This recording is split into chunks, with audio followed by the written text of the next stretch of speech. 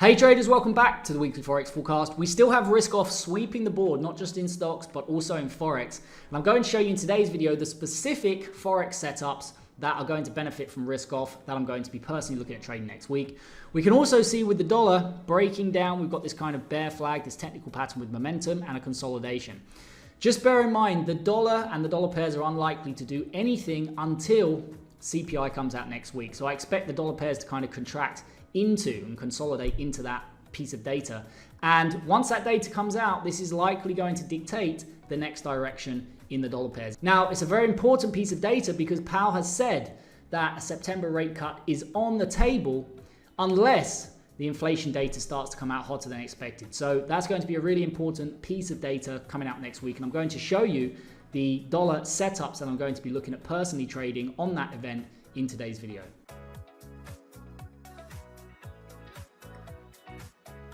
So you can see by looking at the performance metrics that we have the most risk off currencies at the top, the Japanese yen, the Swiss franc.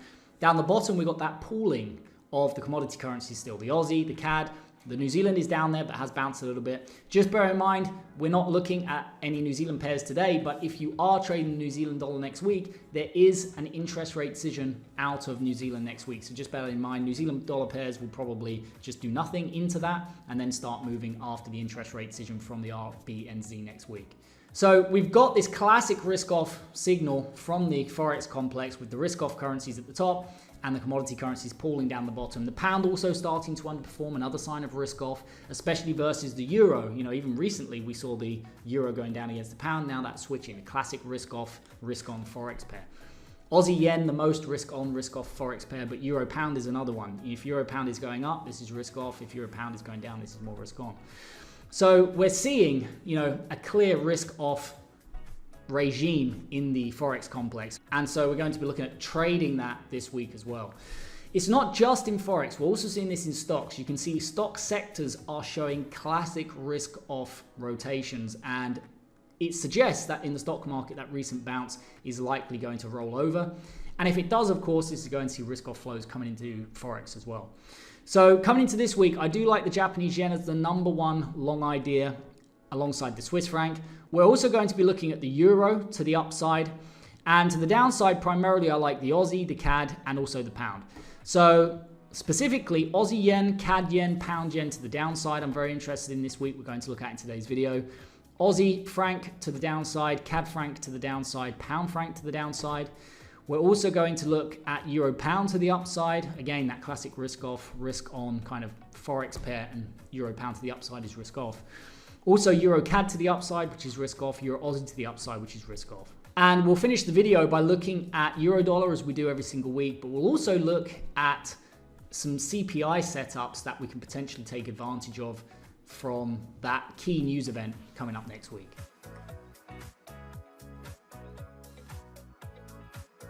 Okay, so kicking off the watch list, as always, with crude oil. And again, for those of you who are new, these are key turning points in the markets, these levels. If you want to find out exactly what they mean, exactly how we're using them, you can click on the link above here and you can watch the strategy video that goes through this strategy and what the levels mean and everything else in more detail. But for crude oil coming up next week, I do actually like this market for shorts. This looks like a really good short. We've got some nice strength and now we're starting to pull back. And it looks like we should be seeing further downside. The problem I have with crude oil going into next week is there is a situation between Israel and Iran which could escalate. Hopefully it won't, but it could escalate. And if there is a retaliatory strike by Iran on Israel, which they're threatening, but they haven't done yet, then this could see the price, and very likely would see the price of crude oil go up. So we're working on the assumption that nothing happens, but just bear in mind, if you are looking to trade crude oil and you start to see something escalating, then you should reconsider at the very least, just think twice about the crude oil shorts, and if you could be on the wrong side of a crude oil spike. So with that said, what I'm looking for next week is any pullback in this asset. Going to be looking for a breach primarily of the 80.69. A breach of the 80.69 is going to bring it right back into these lows as well, technically speaking, which is really nice. You can see this low especially, we tried to break it and we failed. So this low is the key low. You can see this, it tried to break, failed. So if we pull back and we retest, especially the underside of this, we become overbought on the week in a weak market, and I'm going to be looking for a reversal for 1 or 2 days to the downside.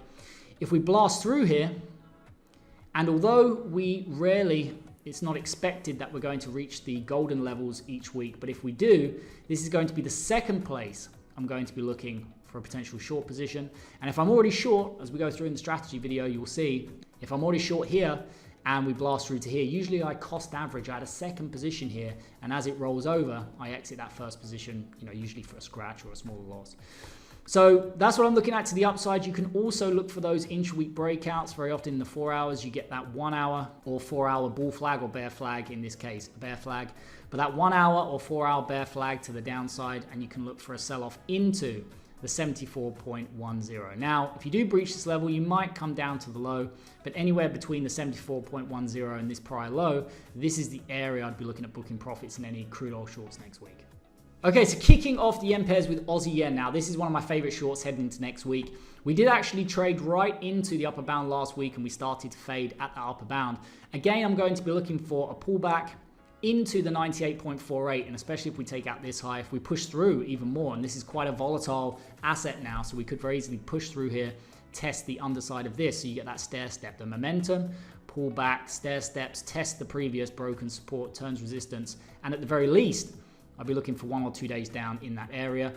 If we break through here and come all the way up, take out the 100.63, this is the second place. And I can either be short or do nothing. That's why there's one gold level to the upside, not to the downside. It means my bias is only to the downside. I can't look for longs in this at all next week. So if we breach this and we take out the 100.63, this is the second place. Whether I'm involved with a short or not, I'll be looking for a 1 or 2 day reversal.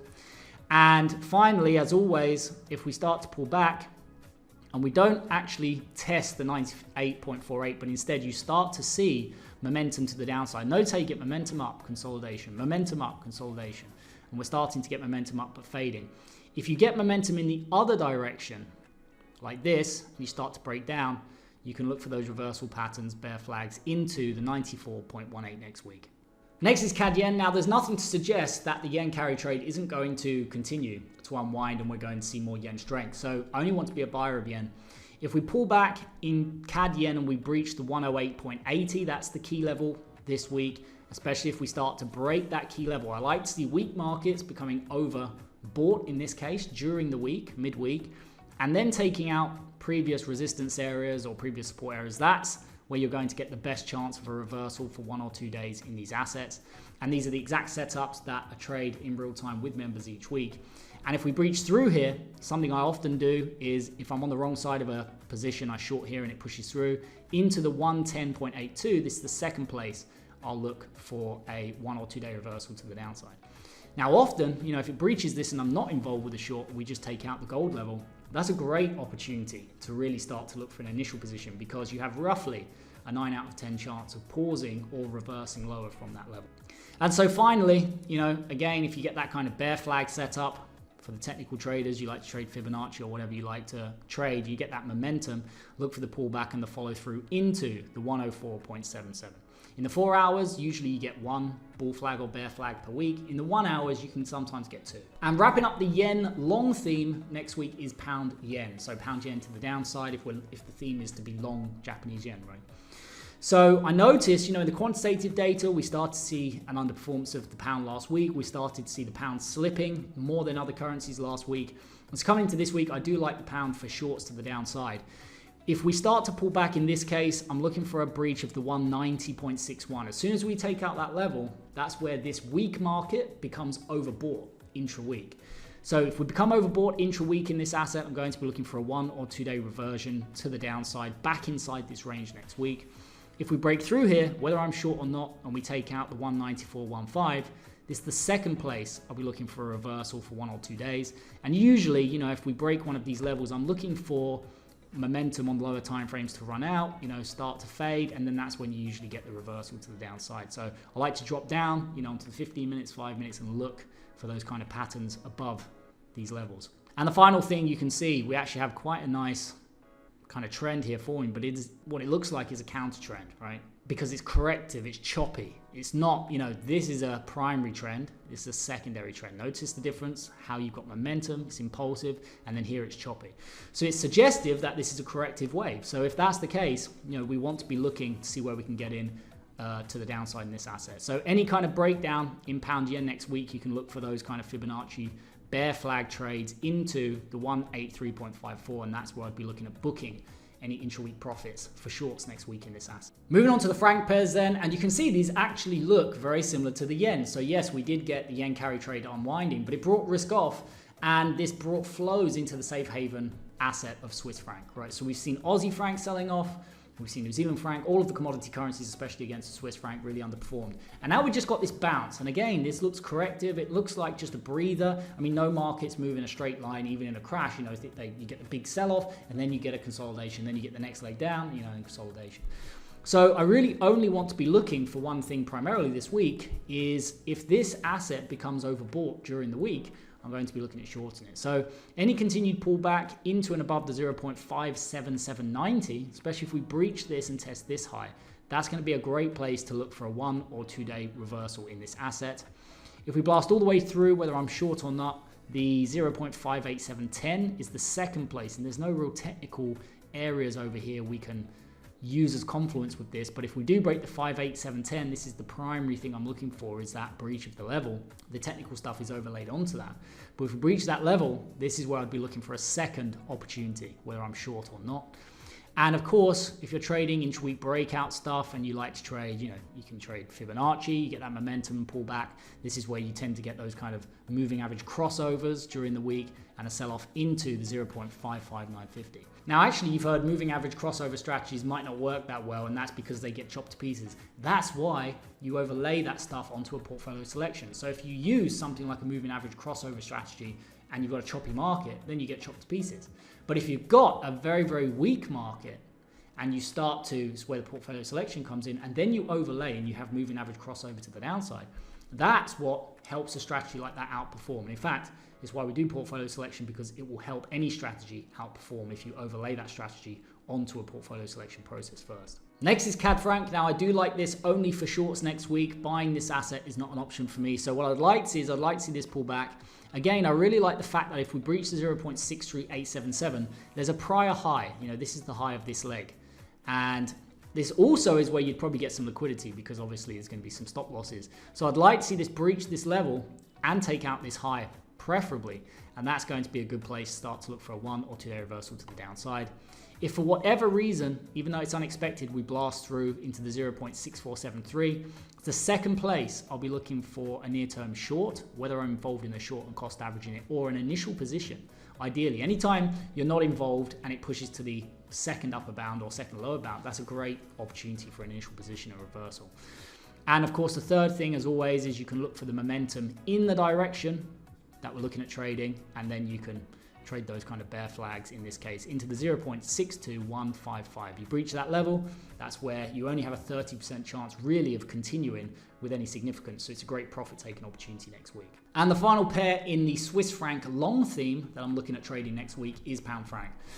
Very much exactly the same as the others. We don't have that kind of high over here like this, do we? Where we had that kind of high, it sold off. So if we breach the 1.11855, I will still be looking for a potential short, but we don't have that kind of technical area. The next one's up here, but by this point, we're already pretty much at the second upper bound. So if we do breach the 1.11855, I'm going to be dropping down next week. I'm going to be looking for that momentum to fade, for those reversal patterns for 1 or 2 day reversal to the downside. If we blast through here, we test the prior low here, because this is the last leg down. If we test the last low here, and actually, if you put a Fibonacci on this, I can already see this is probably about between 50 and 68% retracement. So there is one kind of confluence you could overlay onto this with the level.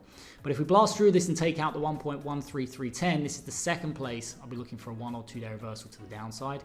Even though I don't expect it to take out that level, this level should hold next week. And of course, you can always look for that reversal in momentum. So you start to see momentum, pull back. And then instead of you get a correction usually which fails, then you get that momentum and then you get the pullback in the other direction, down into the 1.08945 next week. Okay, so moving on to the Euro long theme, starting with EurUsd. And the first thing you can see is that the gold level has switched from the upside to the downside. What that means is I can either be a buyer or do nothing. I can't sell this asset next week. You can see also, look at the big whipsaw and the volatility spike we got last week on the raw exchange.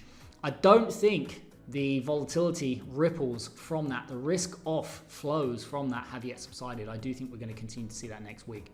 And your broker probably smoothed this out, but on the raw exchange, you can see the impact that that volatility spike had last week. So to cut a long story short, going into next week, I'd like to be a buyer or do nothing in EurAusd. Selling this asset is not an option. So I'd like to see this market continue down. Take out the 1.64213. If we do take this out, there is a low down here. If we start to trade into this area, I'm going to be looking for those double bottoms, those inverse head and shoulders, for that 1 or 2 day reversal to the upside that I'm looking to capture. Each week looking to capture 1 to 2 days worth of movement out of 5. That's the goal. If we blast through here for whatever reason and take out the 1.62326, this is the second place. Whether I'm long or not, I'll be looking for a 1 or 2 day reversal.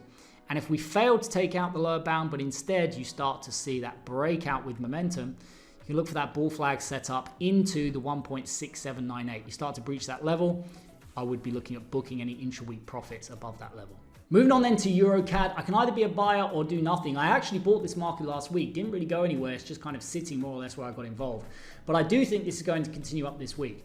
So any pullback in this asset, I would primarily like to see us breach this low, come down, take out the 1.4875. Then we become oversold intra-week on a strong market.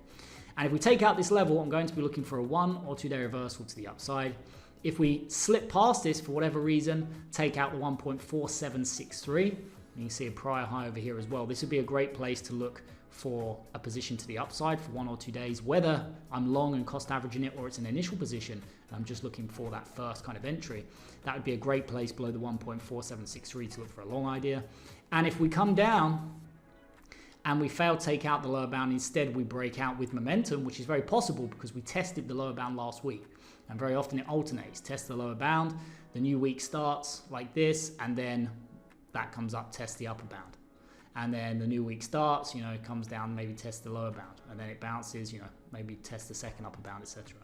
So if you do get that momentum, you can look for that kind of bull flag setup into the 1.5099. Another nice risk off setup to the upside in EurCad next week. Next is Euro Pound. Now this is a market that has been really moving to the downside, been looking at being short Euro Pound for quite a while. Now that has changed and we're getting the opportunity to start to look to this to the long side. So any continued pullback in Euro Pound is viewed as an opportunity, and there's a really nice technical high over here. Look at this, we're trending down. We blast through here with momentum. There's no retest. We blast through here. So we pull back, test this prior high below the 0.8494. We also become oversold on the week. That's where I'm going to be looking for that 1 or 2 day reversal to the upside. If for whatever reason, and this would be very, very unexpected, but if we did breach 0.8432, this would be the second place. I'll be looking for a 1 or 2 day reversal. And the third thing you can look for, if you like to trade the intra-week breakout stuff, is you can look for that momentum to the upside, the pullback, and then the follow through, in this case, into the 0.8616. And also, I would imagine we'd take out this prior high in this area. So great profit taking opportunity above the prior high next week for any intra-week longs in Euro Pound. Next is Euro Dollar. Now I cover Euro Dollar every week, so I don't think this is the best dollar pair because the Euro and the dollar are fairly evenly matched. But because I have a risk off bias, that would be Euro Dollar to the downside. And this was a market actually highlighted in last week's video that I'd be looking for potential shorts. And this traded right into the upper bound last week and reversed. And that actually is exactly the kind of reversal I'm looking for if I get involved with an asset like this during the week. I want to see it push into the upper bound. And of course, this is this week's upper bound, but last week's was pretty much in the same place. It pushed into it and it immediately reversed. And look at this really nice reversal and downside in Euro Dollar. So coming into next week, I do favor shorts only, but I think there are better markets we can short. We have that CPI data coming out next week, so I think the dollar pairs are going to do nothing into that. And then what you can look for is the following. If you get CPI coming out and you see Euro Dollar rallying, in other words, a dovish outcome for the dollar, you can look for a potential short once again above the prior high in the 1.10006. If it's a very, very bearish catalyst for the dollar and you blast straight through here, and maybe you get involved in a short and it doesn't work and you push all the way up to the second upper bound. Very often on CPI prints, especially US dollar CPI prints, you can see markets go into their second upper bound. So if you are going to jump in after the CPI print, better to maybe short this, on a neutral outcome. If you get a very neutral outcome, there's nothing really, comes out as expected, you can look for the short. If you get a very bearish catalyst, you can look for a breach of the 1.10848. It's probably the best way to segment this. And if you do get that breach on a very bearish catalyst, you can look for a short. Maybe you thought, it's a neutral catalyst, you jump in, it turns out it's a very bearish catalyst or more bearish than you thought. Push into second bound, that's where I'd cost average it. And the third thing you can look for is the breakout intra-week. So it does nothing in CPI, and then you get the CPI sell-off, and usually get a pullback, and then the follow through, kind of bear flag or bull flag set up, in this case bear flag, into the 1.08324. The next other pair we're going to look at is US dollar yen. Now again, I only want to be short or do nothing. I can't buy this regardless of what the dollar outcome is next week. But what we can do is very much like the other yen pairs, you can wait for CPI to come out. If it's neutral, I'd be looking for shorts anyway. So we get a neutral outcome, not much happens. I'd be looking for a breach of the 149.39. And I'd be looking to short the US dollar versus the yen for 1 or 2 day downside. If we get, that's a neutral outcome. If we get a very bullish outcome for the US dollar and we break through here and we start to trade into the 152.15, this would be the second place. I'd be looking for a 1 or 2 day reversal to the downside in US dollar yen. And the final thing you can look for is if we get basically the market chopping in CPI, which is likely, and then you get a really strong sell-off on a weaker dollar. So you get a weak dollar outcome, you can look for that bear flag into the 143.86 and probably down to the prior low as well in US dollar Japanese yen. And the final dollar pair we're going to look at before moving on to gold and silver is Aussie dollar. So Aussie being the weakest kind of currency we should be looking at next week. So what I'd like to see is if we get a neutral outcome and this market trades into its 0.66602, you can look for a 1 or 2 day reversal above this area, because this is a weak market becoming overbought on the week or intra-week. If we blast through here, and that would be Aussie dollar into its second upper bound, that would happen if we had a very bearish catalyst for the dollar. So for whatever reason, we get a lot of dollar weakness.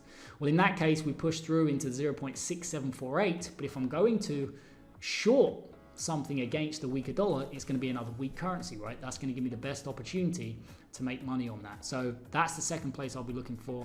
And as always, if you get that kind of breakout, because you get a bullish outcome for the dollar and CPI just drives straight down like this, you can look for the pullback and the follow through into the lower bound and below the lower bound of the 0.64828. And at that point, you become oversold intra-week, and it's a good profit taking opportunity if you're already short.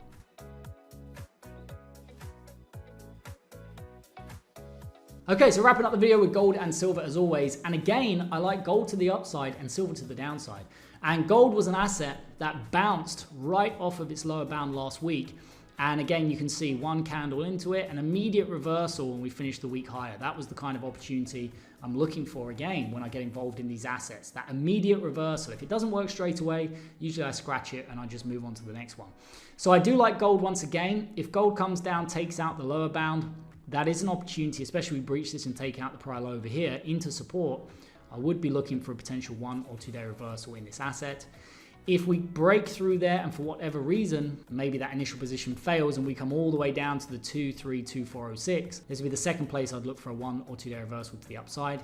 And because we bounced off the lower bound, you may find this just pulls back, and instead of taking the lower bound out again this week, you start to get that momentum and you can look for those bull flags into the prior high. Really nice confluence of the prior high and the upper bound here. And last but not least, we have silver. Now you can see the weakness in silver compared to gold, and that's risk off coming into the markets, into silver, depreciating the value of silver. But gold is catching a safe haven bid as it currently stands. So any pullback in silver, I will be looking primarily for a breach of the 2861, especially if we breach this and we take out the prior high. This is going to be a great place, well, it's quite deep, but this would be a great place to look for a 1 or 2 day reversal to the downside in silver.